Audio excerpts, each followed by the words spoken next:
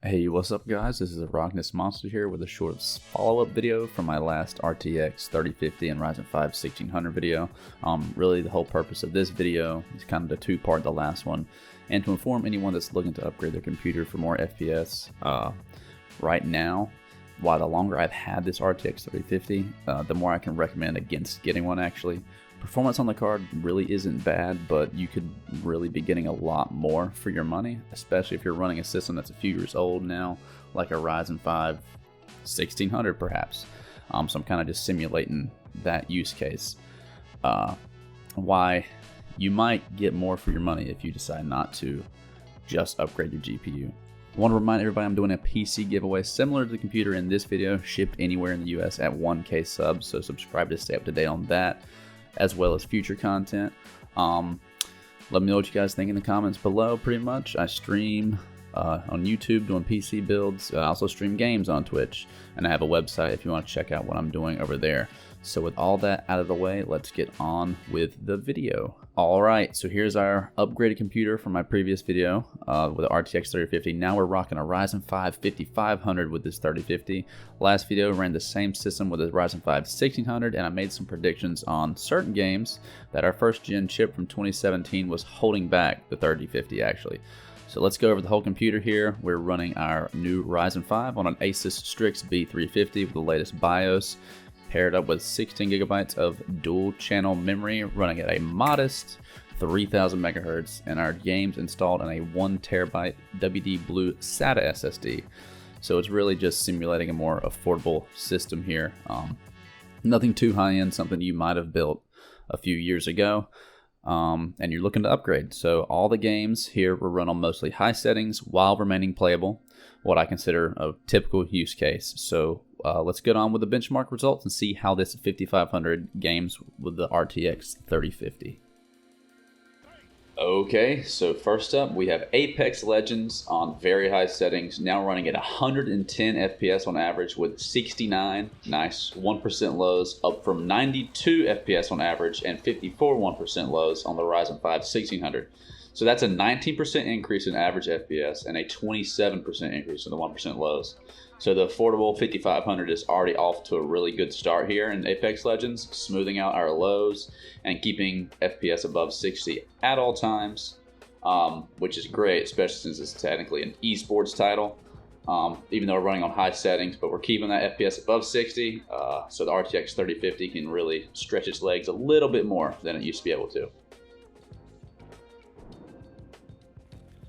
So next up here we have one of my favorites whenever I actually have the time to grind playing some games, Escape from Tarkov. I'm again running it on the same settings as the last video, so a custom blend of high settings to balance out visuals and performance. And I'll just bring up my settings here if you want to take a quick glance at them. Tarkov's full of weird settings that can tank your FPS for no reason. So yeah, here with the 5500, now we're running the game at 90 FPS on average with 49 FPS on the 1% lows. So that's a 22% increase in average FPS from our Ryzen 5 1600 and a 36% increase in the 1% lows. So just quickly going over what 1% lows are, that's when your PC is running at its worst. So those bottom 1% of frames you have. So that CPU upgrade here is already smoothing out gameplay and making those FPS drops less intense and noticeable, which is in Tarkov, FPS drops like that can and will absolutely get you killed. So looking like a decent upgrade, especially if you want to play a competitive title, to keep those frame drops up. Now up we have Counter-Strike on my optimized high settings. We see the 5500 running the game at a sweet 222 FPS on average, and 109 on the 1% lows. So with the 1600, we were running at 168 FPS on average and 64 on our lows. So that's a 32% increase in average FPS and a 70% on the 1% lows. So the Ryzen 5 5500 here is substantially smoother than its 1600 counterpart. And now Destroy All Humans with the 3050 has us at 104 FPS. With 81 on the lows. We only were averaging 92 on the old CPU, so that's only a 13% increase, and this is a single player title, so that increase is not as significant. You won't notice it as much. But onto another single player title here is Elden Ring. So a game with the 5500 and the RTX 3050. We only saw a 3% increase in our average FPS, but now we're running the game at 38 for the 1% lows, going up from 29 on the 1600, so that is a 31% increase. So moving on to Jurassic World Evolution 2 here. Very high settings, very demanding game, both graphically and on the CPU, with so much going on screen. We're bumping our FPS with the 5500 up from 46 to 53, so a 15% improvement, and we saw our max FPS go up from 64 to 78, so a 23% improvement from the max FPS. So max FPS can just show how much further their CPU can be pushed whenever it's not GPU bottlenecked. And my 1% low data for Jurassic World got screwed up. So on to Monster Hunter World Astera. Very, very CPU demanding here in Astera. With the 5500, we saw performance around 94 FPS on average and 77 FPS on the 1% low. So that's a 23% improvement on average from our old 1600, but it's a dramatic 87% increase on the 1% lows. So I remember back in the day, when I was running my old i7 6700K, I'd see CPU usage here sit up in the 90s, and that was extremely high. And that was a fast 4-core 8-thread. So the 1600 here was definitely bottlenecking our RTX 3050 previously. And so as games progress and get more CPU demanding in the future, I'd expect to see more of the same thing. So last time with our Ryzen 5 1600 on No Man's Sky on high settings, we had 64 average FPS, but a pitiful 2 FPS on our 1% lows. Stuttering was terrible. So now with the 5500, just slotting in that new CPU, we're looking at 71 FPS on average and a 48% on the 1%, or 48 FPS on the 1% lows. So that's a 10% increase on average, but a 1,100% improvement for the 1% lows. So pretty safe to say that the game's now much smoother. With a Ryzen 5 5500. Those first gen Ryzen cores were just not keeping up when the game needed it here. Finally, we get into Rust, running my custom high settings for both visuals and performance. Some things are cranked up, some are cut down just to really keep performance good while looking pretty. That's why I got into PC gaming, so I'm going to make my games pretty and run good. So it's a hard game to test, lots of procedural generation, lots of factors thrown in there as far as the map size, how many players are connecting, what you're looking at on screen at the time. But with that in mind, our 5500, we're averaging 77 FPS and 27 FPS for our 1% lows using the RTX 3050.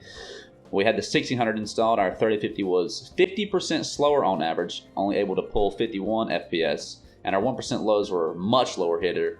Our 1% lows were much lower here, sitting at 19 FPS on the lows, so a 42% difference there.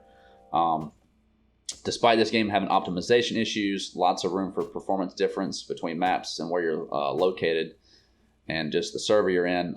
This is a substantial increase in FPS, and the 5500 would be absolutely a worthwhile upgrade for anyone looking to get the best Rust performance on a budget right now. I mean, I'll go over pricing here shortly, but yeah, if you're playing Rust and you get some stutters and stuff, consider a CPU upgrade there. So, in these 9 games, the Ryzen 5 5500 gave us roughly 21% more FPS on average and around 45% more FPS in the 1% lows. I went ahead and threw out that 1,100% result from No Man's Sky because that was just such a crazy astronomical figure that it skewed the data way too much. So that 45% faster than the 1% lows does not include that. That's on normal average, normal stuff I'd expect to see. But anyways, getting back to the title of this video, why do I actually recommend against the RTX 3050? Well, right now, the cheapest RTX 3050 I can find is around $270. Meanwhile, you can score a Radeon RX 6600 for just $220. A faster card for $50 less. So if that $50 you could put into a new CPU upgrade, like the Ryzen 5 5500, which costs $99 right now and comes with an Uncharted game offer, so you get a free game. If you're building new, the RX 6600 would pair perfectly with something like an i3 12100F, and that extra money you save from not buying a 3050 could snag you a much higher capacity NVMe SSD as well. So maybe for my next hardware comparison video, I can check out this MSI Mech 2X RX 6600 and see exactly how much faster it is than the 3050 with some new games. So if you guys know of any games you'd like to see tested, please let me know in the comments. Also, leave a like while you're at it and subscribe. Check me out on Twitch if you just want to hang out and play some games with me. Got my website. Thanks for watching, and I hope to see you in the next video.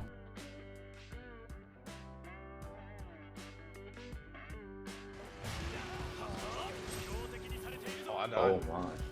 He kind of under the zero. Couldn't move. Oh my. Oh my god. Alright, dog. Holy crap. Alright. I'll probably hit you first. Alright, buddy.